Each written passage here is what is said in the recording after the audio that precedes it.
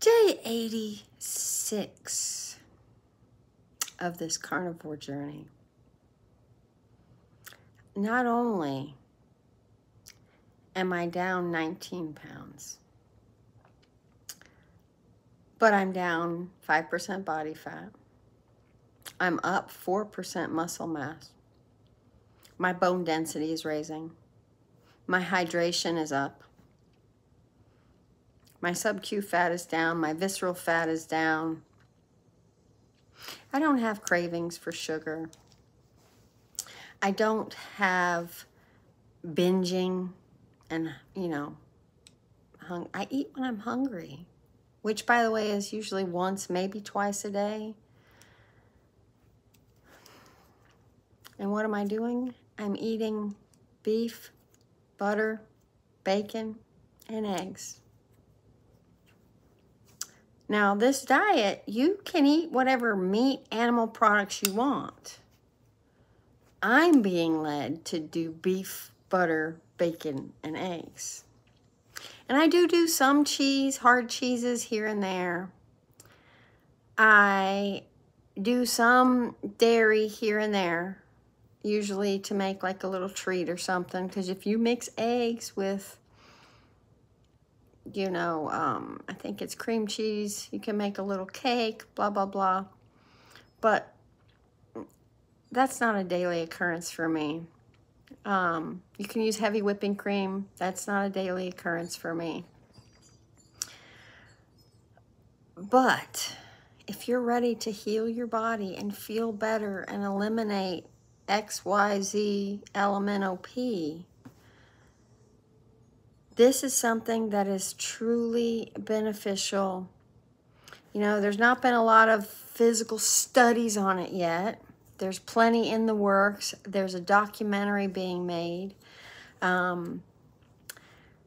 showing anecdotal evidence. There's, tons of anecdotal stories of people's testimonies and their stories of their lives are being transformed by eating beef, butter, bacon, and eggs.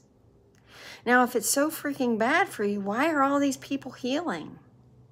When they've tried every other thing, they've tried the diets, they've tried the doctors, they've tried... Some of the stories of these people healing is beyond magical. But I look at it as an elimination diet that you get nutrition. It's basically a nutritional fast is what this is, this lifestyle. And what you're doing is you're eliminating an entire kingdom of food, plants, which is just about everything else, because if it's not a plant or an animal, it's not really food, is it? If it's a riboflavin, and you can't even pronounce it, that's not a food.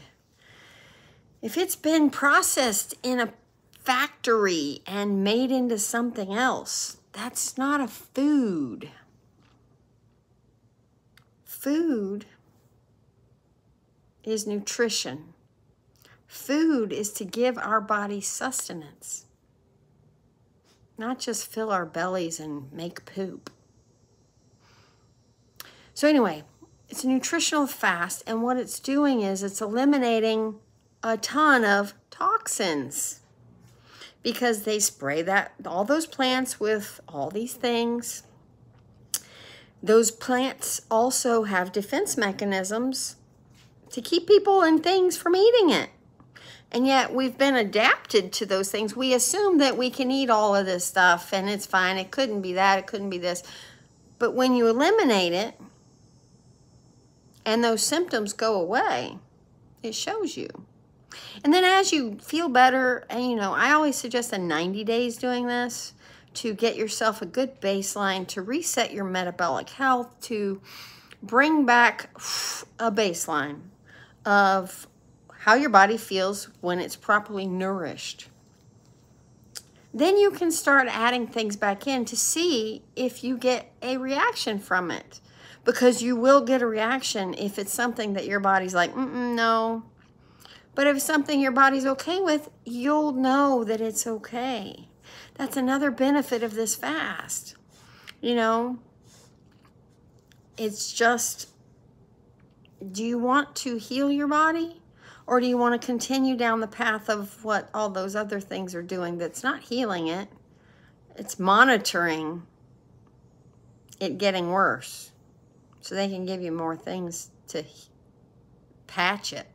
But by not going to the source of the problem, you will never heal. And you've got to get to the source, which is eliminate all the crap while your body actually can get nourishment and start the autophagy process by allowing your body to reset metabolically by balancing out your insulin levels. This is a huge part of it. By cutting out all the carbs with this lifestyle, what you're doing is you're lowering your insulin levels. You're not constantly saying, oh, I need insulin to beat the sugar, to carbs, the more carbs. And your pancreas starts to say, screw you. And what you're doing by eating only fats and meat is that you're allowing, that insulin's still going to come, but it's going to go and hang out because there's no spike. It's not got this body full of glucose to take care of. That meat and fat is creating a little bit of glucose for you to live off of. And it's way lower than what you do when you consume 100 grams of carbs every meal or in between your meals. That iced coffee probably has 60 to 80 grams of carbs in it. What are you doing to your metabolic health? Every time we have a snack, a snack, a snack, a snack, we're teaching our pancreas to jump up and do hoops and shoot all this insulin, and then we can't process it all, so it goes in our fat, and then it just creates more of a problem.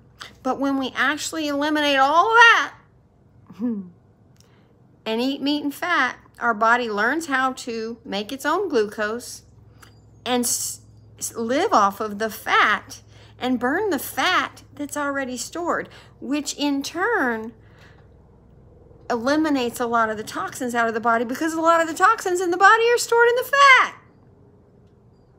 So when we allow our body to burn that, to get it out of the body, to feel better by burning the fat, you're detoxifying, you're eliminating the continual poisoning because you're not adding anything toxic in right now. You're only eating meat and meat products.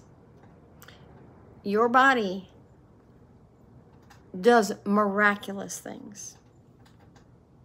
But you got to trust it. You got to allow it. You got to believe in it.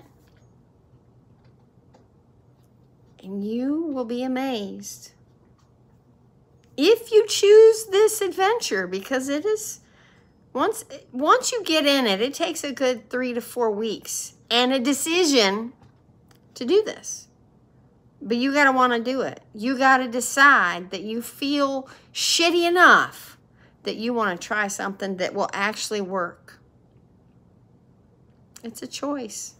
It's the only way you can make it is if you make a choice to do something to benefit you for the rest of your life.